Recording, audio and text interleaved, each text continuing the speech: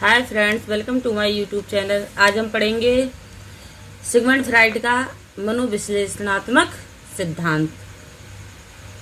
ये सीटेट वगैरह सीटेट में मोस्ट इम्पोर्टेंट टॉपिक है, इसमें पढ़ाएंगे। जो सीटेट में आते हैं वो मोस्ट इम्पोर्टेंट टॉपिक पढ़ाएंगे।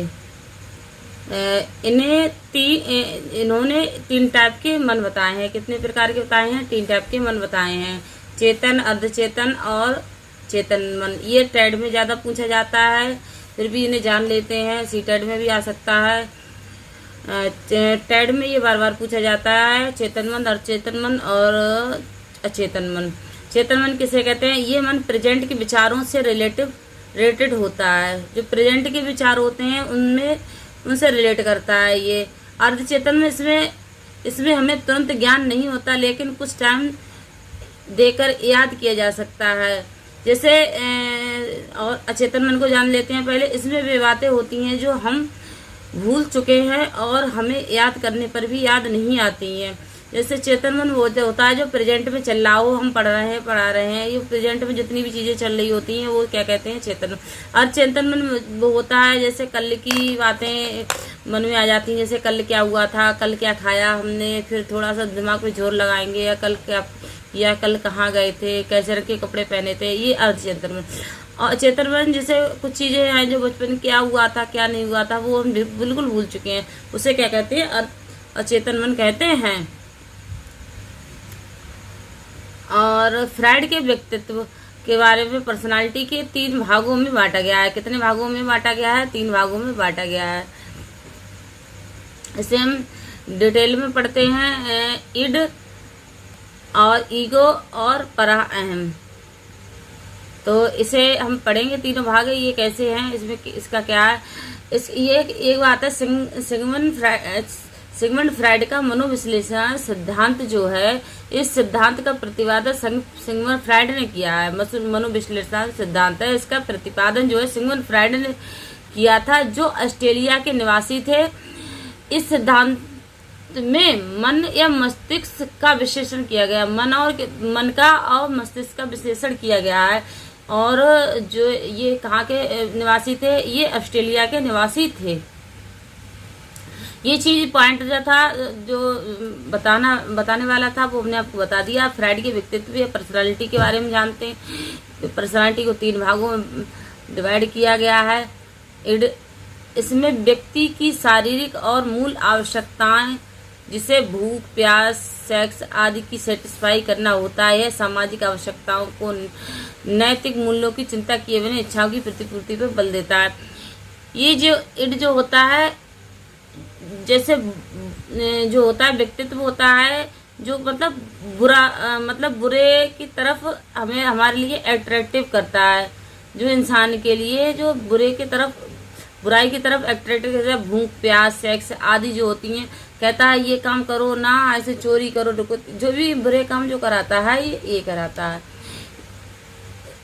सामाजिक आवश्यकताओं और नैतिक मूल्य की चिंता किए बिना भी इन्हें कोई फर्क नहीं पड़ता कि सामाजिक इसका क्या होगा या नैतिक मूल्य क्या होगा। इससे इस चीज का कोई फर्क नहीं पड़ता है।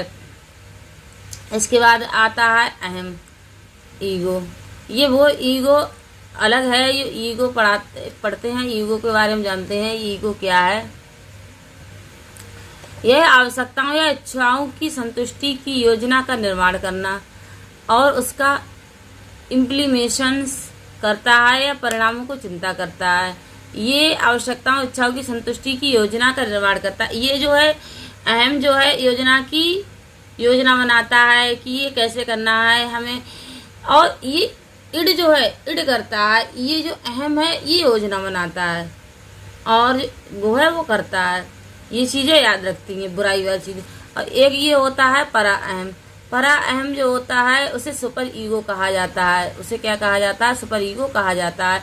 ये समाज द्वारा नैतिक सूत्रों के अकॉर्डिंग काम करता है। यानी जिस व्यक्ति के अंदर सुपर ईगो ज्यादा होगी वे बुरे कामों से उतना ही दूर होगा, जैसे चोरी करना या झूठ बोलना। कोई भी जिसके अंदर परा अहम या सुपर ईगो की भावना ज्यादा होती है वो अच्छे काम करता है। और इड जो होता है बुरे काम करता है। जो भी कहता है ये काम करो, उसे समाज की, दुनिया की या किसी चीज की कोई फिक्र नहीं होती है। और ईगो जो होता है ईगो कराता है उसके लिए, इट से जो क्या कराता है, ईगो कराता है। अब पराया जो होता है ये सब ईगो होता है, नैतिक मूल्यों को अकॉर्डिंग काम करता है और हमेशा बुरे कामों को रोकता है। बस आपको ये याद रखना। अब आगे बढ़ते हैं हम मनोलैंगिक की तरफ। क्या बढ़ते हैं? मनोलैंगिक विकास की तरफ बढ़ते हैं। ये क्या है? मुखी अवस्था है, गुदी अवस्था है, उत्तर लैंगिक अवस्था है। इसे हम डिटेल में समझते हैं। मुखी अवस्था या ओरल स्टेज कह सकते हैं। ये जो है 0 से 2 वर्ष है। इसमें बच्चा होंठ जीभ द्वारा चूसकर दबाकर आनंद प्राप्त करता है। ये बच्चा जो होता है कि 0 से 2 वर्ष का बच्चा होता है, अबोध होता है, कुछ जानता नहीं है। वो सिर्फ स्पर्श से जानता है, माँ है, माँ का प्यार है, या दूध पीता है, जो भी करता है, ब्रेस्ट फीडिंग करता है। तो ये जीभ, मुंह और होठों द्वारा ही बच्चा मतलब इसका आनंद या सुख प्राप्त करता है। इसके अकॉर्डिंग गुदी अवस्था है, इसे 2 से 3 वर्ष का था। ये बच्चा जो होता है टॉयलेट मल त्याग के आनंद को प्राप्त करता है। ये इस अवस्था में जो होता है 2 से 3 वर्ष की अवस्था में होता है, तो बच्चा थोड़ा थोड़ा जान जाता है, समझ जाता है। तो इसे ये 2 से 3 वर्ष की गुदीय एनल स्टेज होती है। तीसरे नंबर है उत्तर लैंगिक अवस्था। इस अवस्था में 3 से 5 वर्ष इस बालक में संतुष्टिकरण जंग पर केंद्रित होता है। फ्राइड के अनुसार बालक अपनी माता तथा बालिका इसके उत्तर लैंगिक की अवस्था में इसमें ये है कि जो बच्चे होते हैं, जब बच्चे 3 से 4 साल के बच्चे होते हैं तो वो जानने लग जाते हैं, समझने लग जाते हैं, मम्मी है, पापा है। तो उनका अट्रैक्शन जो होता है, लड़का का अट्रैक्शन मम्मी की तरफ ज़्यादा होता है और लड़की का पिताजी की तरफ ज़्यादा अट्रैक्शन होता है। इसके जो क्या कहते हैं, इसे 2 भागों में बांटा गया है, ओडिपस और इलेक्ट्रा कॉम्प्लेक्स। ओडिपस कॉम्प्लेक्स, इसमें लड़का अपनी माँ से प्यार करता है और पिता के मुकाबले, और इलेक्ट्रा कॉम्प्लेक्स इसमें लड़की अपनी पिता से प्यार करती है, माँ के मुकाबले करती है। ये ओडिपस और इलेक्ट्रा कॉम्प्लेक्स ये 2 अलग अलग इनकी दोनों की कहानियां हैं जो बताई जाती हैं, और सच है या झूठ है पता नहीं। तो इसमें ओडिपस नाम का एक राजकुमार है और वो अपनी माँ से प्यार करता है और पिताजी को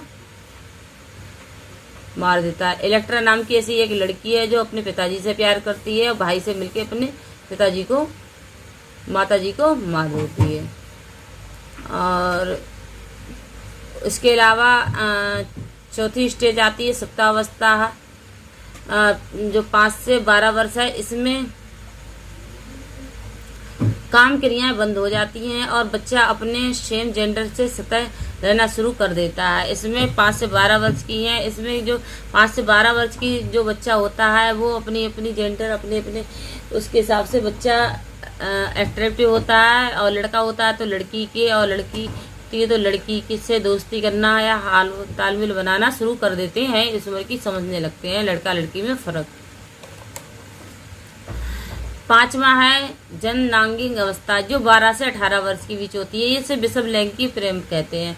इसमें इसको इसलिए कहते हैं कि इस जो ये उम्र होती है इसमें लड़का जो होता है, लड़का होता है लड़की की तरफ अट्रैक्टिव होता है, और लड़की जो होती है लड़की की तरफ अट्रैक्टिव होती है।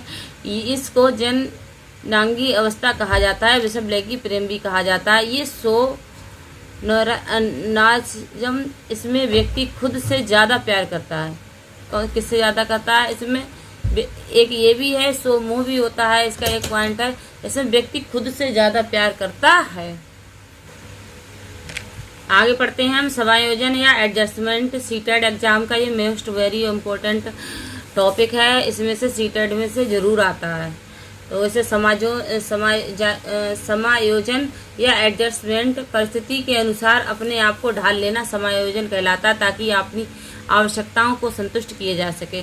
जो इंसान परिस्थिति जो इसके अकॉर्डिंग आता है, जो अपनी परिस्थितियों के अकॉर्डिंग ढाल लेता है, उसे उन आवश्यकताओं को समायोजन कहते हैं।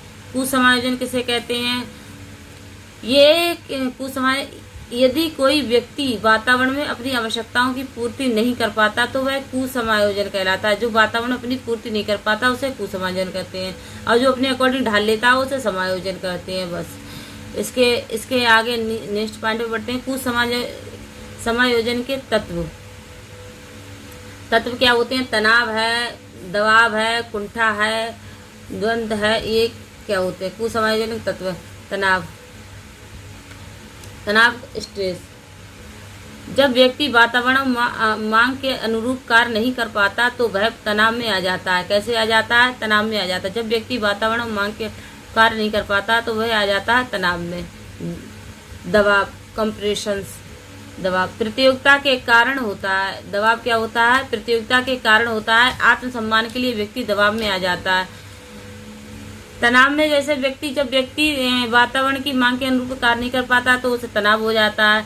और दबाव प्रतियोगिता के कारण होता है। आत्मसम्मान के लिए व्यक्ति दबाव में आ जाता है।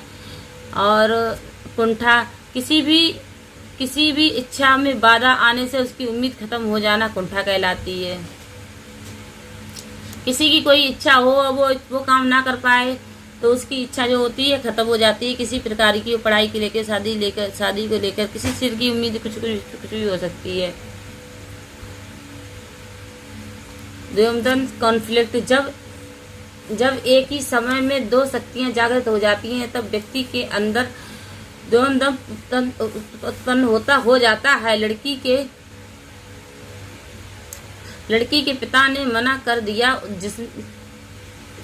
जैसे जब एक ही व्यक्ति में दो शक्तियां जागृत हो जाती हैं तब उसके अंदर ये जो कॉन्फ्लिक्ट होता है जो उत्पन्न हो जाता है।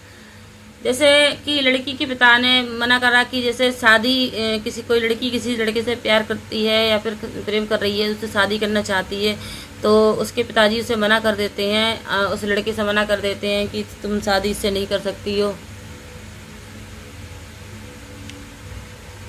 कॉन्फ्लिक्ट की दो शक्तियाँ। कॉन्फ्लिक्ट जब एक ही समय में दो शक्तियाँ जागृत होती हैं तब उसके अंदर कॉन्फ्लिक्ट उत्पन्न हो जाता है। तो जैसे जब लड़की के पिता मना कर दिया है कि तुम शादी नहीं कर सकते हो, तो फिर लड़की के उस लड़के से मना कर दिया कि तुम शादी नहीं कर सकते हो, तो जो उत्पन्न होता है वो जो होता है कॉन्फ्लिक्ट होता है। लड़की पिताजी ने मना कर दिया, तुम प्यार करती हो, उसे शादी नहीं करते।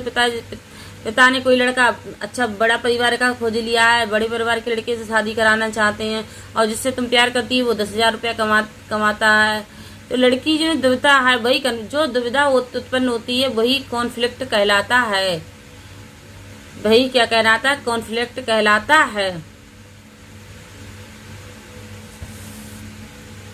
द्वंद्व या कॉन्फ्लिक्ट कहलाता है। लड़की में जो दुविधा होती है, लड़की सोचती है कि एक IAS ऑफिसर है और एक 10,000 कमाने वाला प्राइवेट जॉब करने वाला है, या IAS ऑफिसर ना सही कोई भी सरकारी जॉब वाला है और पिताजी करा रहे हैं और तुम किसी टीचर से 10,000 रुपये या पैदल जाने वाले से कर रहे हो। तो जो लड़की के मन में जो दुविधा उत्पन्न होती है वही द्वंद्व या कॉन्फ्लिक्ट कहलाता है। सुरक्षा की युक्ति, डिफेंस मैकेनिज्म। ये ऐसी युक्तियां हैं जिसमें व्यक्ति विशेष परिस्थितियों में चिंता और कमियों से मुक्ति पाने के लिए एक अस्थायी कवच को साधन के रूप में इस्तेमाल करता है। कैसे करता है? एक अस्थायी कवच को साधन के रूप में इस्तेमाल करता है। जैसे कोई IAS बनना चाहता है, नहीं बन पाया, लेखपाल या सचिव बन गया, या कोई भी सरकारी जॉब मिल गई, उसने सोचा कि चलो कोई बात नहीं, IAS ना बन पाया तो कोई बात नहीं, लेकिन लेखपाल या सचिव तो बन ही गया। ये सुरक्षा की युक्तियां हैं।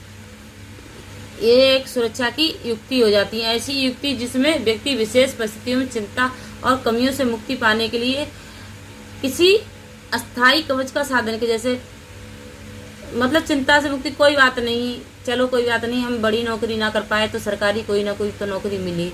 तो ये अपने आप को एक समझाना। एक दूसरा पॉइंट और पढ़ते हैं, नेक्स्ट पॉइंट पढ़ते हैं। समायोजन करने के लिए व्यक्ति जिन रचनात्मक युक्तियों का सहारा लेता है वह दो प्रकार की होती है। प्रत्यक्ष होती है अप्रत्यक्ष होती है। प्रत्यक्ष कौन सी होती है? Direct method. तनाव को कम करने के प्रत्यक्ष उपाय वे हैं जिन्हें व्यक्ति चेतन रूप में कैसे अपनाता है? चेतन रूप में अपनाता है। और अप्रत्यक्ष विधि कौन सी है? Indirect method. तनाव को कम करने के लिए अप्रत्यक्ष उपाय वे हैं जिन्हें व्यक्ति अचेतन रूप में अपनाता है। कैसे अपनाता है? अचेतन रूप में। इसमें चेतन रूप में अपनाता है, इसमें अचेतन रूप में अपनाता है। ये जो सीटेट का मोस्ट इम्पोर्टेंट क्वेश्चन है, रूप में अपनाता है। नंबर 1 इसमें और पढ़ेंगे तर्क। नंबर 1 तर्क संगत, रिलेशनाइजेशन। इसमें कोई व्यक्ति अपनी बात को सही ठहराने के लिए झूठे कारणों में प्रतिक्रिया देता है। जैसे पेपर पास होने पर अध्यापक को दोष दे देता है। कैसे कर देता है? अध्यापक होता है कि पेपर पास ना हुए तो अध्यापक को दोष देता है, अध्यापक ने अच्छा नहीं पढ़ाया, अरे ये कमी थी वो कमी थी। बस बैठे रहते हैं, बस अपना कोर्स कंप्लीट कराते हैं और अपना टारगेट पूरा करते हैं और क्लास में कई करते भी हैं। तो जो दोष अध्यापक को दोष देना है तो वही क्या कहलाता है? तर्कसंगति कहलाता है। दमन या रिप्रेशन। इसमें व्यक्ति कष्टदायक यादों, विचारों या भावना अचेतन रूप में चली रहती है। कैसे? अचेतन रूप में चलती रहती है। लड़की की शादी तय हो गई और दोनों ने फैसला ले लिया कि हम शादी नहीं करेंगे। मतलब दमन जो होता है इसमें कष्टदायक यादें, विचारों की भावना अचेतन मन से हो जाता है। इसमें जैसे लड़की है, लड़की ने शादी के लिए फैसला ले लिया, लड़के ने भी ले लिया, दोनों में ब्रेकअप हो गया कि हम अपने अलग शादी कर लेंगे, तुम अपने अलग शादी कर लो। ये दमन है। अब क्या है? समन, संप्रेषण। जब व्यक्ति को कोई इच्छा पूरी नहीं होती है, वह फोर्सफुली उस इच्छा से भुला देता है। एग्जाम्पल, प्रेमी प्रेमिका की लड़ाई हो गई, अपनी इच्छा से ब्रेकअप करके दोनों अलग अलग शादी कर ली।